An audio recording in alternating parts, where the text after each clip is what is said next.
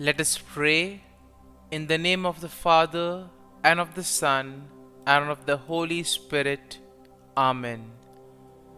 O Jesus, through the Immaculate Heart of Mary, I offer you my prayers, works, joys, and sufferings on this day for all the intentions of your Sacred Heart, in union with the holy sacrifice of the Mass throughout the world, in reparation for my sins, for the intentions of all my relatives and friends, and in particular for the intentions of the Holy Father.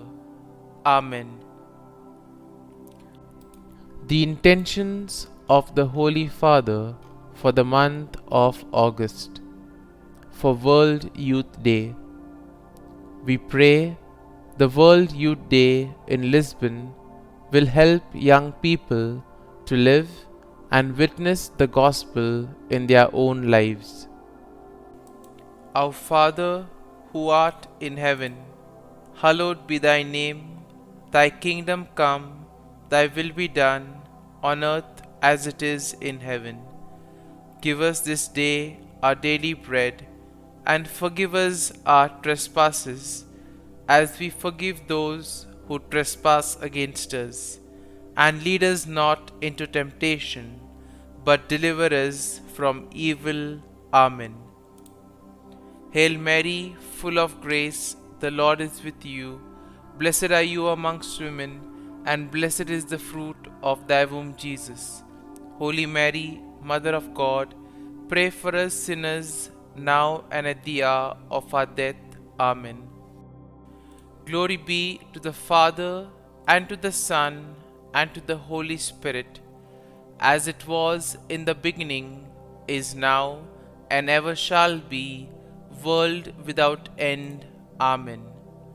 My dear friends, as we enter in the presence of the Lord, as we begin this new day, let us take a few moments to thank the Lord for all that He has done for us.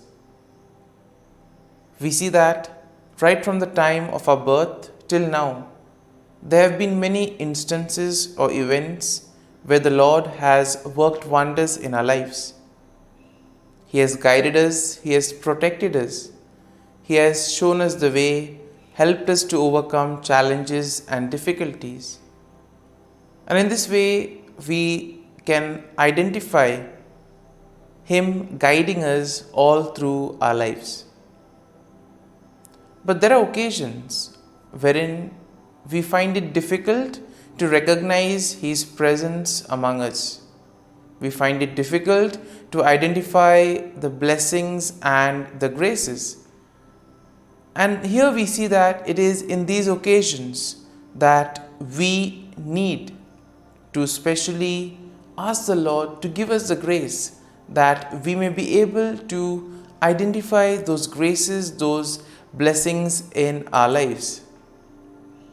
And therefore we see that the first thing to do is to be grateful to the Lord for all that He has done. And therefore, as we begin today's morning prayer, let us begin on this note of gratitude.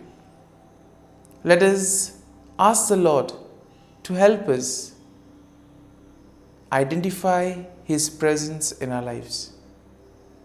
And therefore, let us begin by thanking the Lord for all the things that He has done for us. Lord, we thank You for the gift of life. We thank You for giving us talents, opportunities, and various gifts that enable us to become better persons, and also that enable us to reach out to others and make a difference in the lives of others. Lord, we also want to thank You for the gift of our family members, friends, relatives, near and dear ones, and all those who play a very important role in our lives. We see that it is these people who have been instrumental in making us who we are. They are the ones who have devoted their time, energy, and effort. And as a result of it, they have molded us and they have made us better individuals. So today, Lord, in a very special way, we ask you to bless all their endeavors and give them all the graces that they may require in life. We also thank you, Lord, for giving us the gift of this day, a day that would help us in many ways to appreciate the good things that you have done for us, a day wherein we may complete some thing that was left behind, or a day that may present to us various challenges. Whatever be the situation, Lord, we ask you to be with us and guide us. Allow us to be led by you. Lord, we also thank you for the opportunities, for the experiences that you have given us in life. There have been many experiences wherein we have enjoyed, and these are the experiences that we want to cherish in life. But at the same time, there have also been those experiences and those moments wherein we have found it difficult to accept them. These are the experiences that have been learning experiences. They have taught us a lot in life. Though they may have been hard, bitter, but still they have given us a valuable lesson. They have made us stronger. And therefore, Lord, we also thank you for those moments which have helped us to become strong, which have helped us to become better individuals. And Lord, we also thank you for giving us opportunities to reach out to others, to make use of our talents. And thus, Lord, we ask you to be with us, guide us throughout this day. Lord, allow us to be led by you, so that whatever we do, our actions, our words, may reflect your love, joy, and mercy to the world around us. Help us to become your instruments, so that you may work in and through us. And therefore now, my dear friends, let us all close our eyes at this moment, and let us praise the Lord that He has woken us up in this morning. We thank Him for the good health that He has given us, for the good night's rest. We thank Him for keeping us safe and sound, for protecting us from all danger, from all harm. He has kept us in His love, and at every moment we see that His gaze is upon us. He never abandons us. He is always there, guiding us, protecting us, showing us the right path. He loves us. And for all this, let us praise Him, let us thank Him, and let us glorify Him. Lord, as we offer you this day, we ask you that you be with us. Help us to make the right decisions. Help us to do the right things, so that we too may become worthy instruments, that we may be worthy workers in your vineyard. And therefore, my dear friends, let this day be a day of joy and blessings in the name of our Lord Jesus Christ. And today, in a very special way, we shall reflect on Psalm 62. As usual, we shall have a general overview of the psalm, and then we shall take a look at some of the important verses in detail. Now we see that Psalm 62 is a psalm of trust, and once again it is attributed to David. It emphasizes the importance of finding true rest and security in God alone. Now the psalm can basically be divided into four main sections. Now the first section includes verses 1 and 2. And this is a declaration of confidence in God. In the second section, which spans from verses 3 to 4, we see a critique of human power and trust in worldly things. So basically what happens when we place our trust in the things of the world? So here we see that the psalm tends to critique this attitude of humans. The third section is a reaffirmation of trust in God's steadfast love, and this we will find in verses 5 to 8. And finally, in verses 9 to 12, we have a final exhortation to put our trust in God and God alone. And therefore, overall, when we take a look at the psalm, we can definitely say that this Psalm 62 presents a powerful message of trust and confidence in God.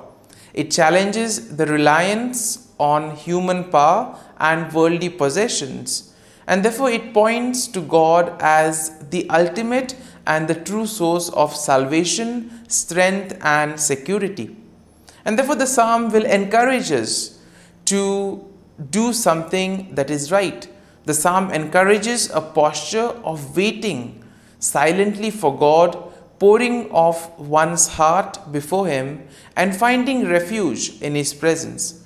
And therefore, it also serves as a reminder to ultimately put our whole trust and faith in God and God alone, and God will take care of the rest. And now let us go into the detail of the psalm. Now, verses 1 to 2 goes like this: Truly, my soul silently waits for God. From Him comes my salvation. He only is my rock and my salvation. He is my defense. I shall not be greatly moved. And here we see that David begins by expressing his unwavering confidence in God.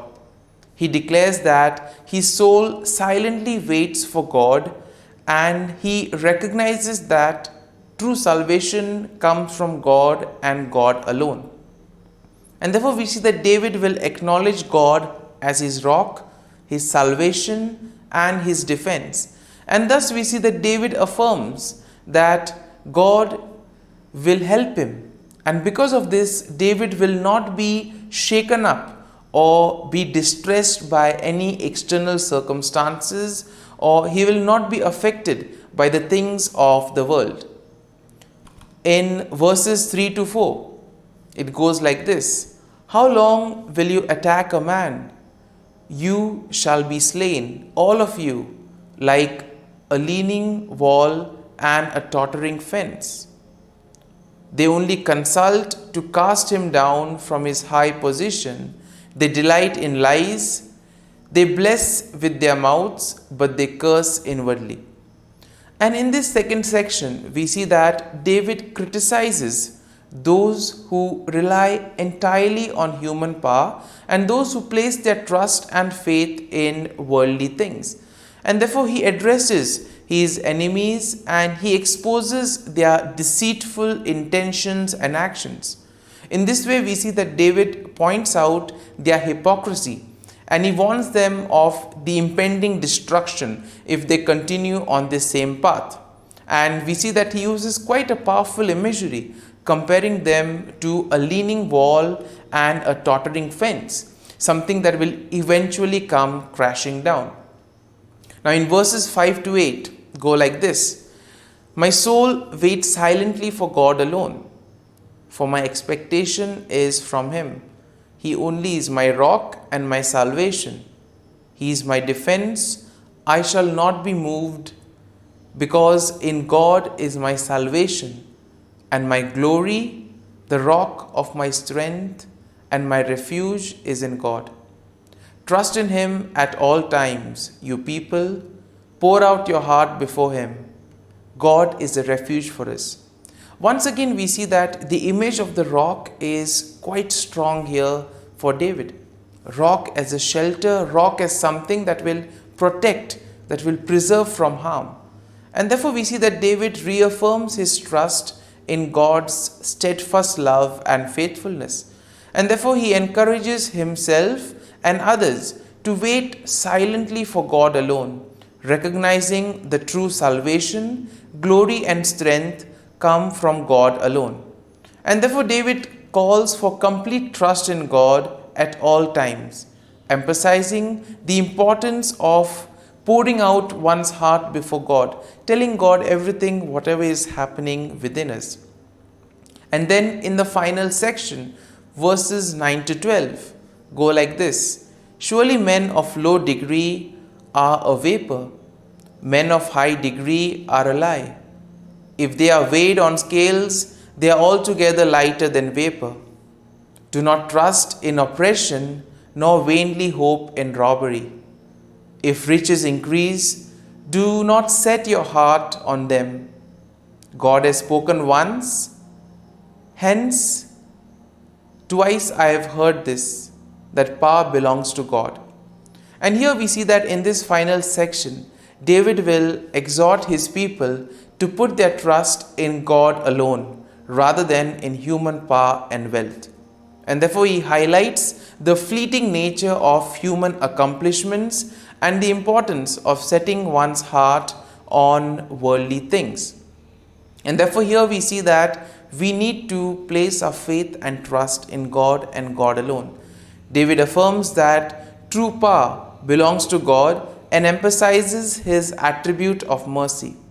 And we see that David concludes by emphasizing the just judgment of God, that God will reward each one according to his work. And therefore, my dear friends, as we reflect on this psalm, let us look at a verse or a thought that would have probably touched us or inspired us. Let us remain with this thought, with this word. Allow it to take root in you. And as we spend a few moments in silence, let this psalm become part of you, so that whatever actions and words that you may speak, all may reflect the peace, joy, and mercy of God.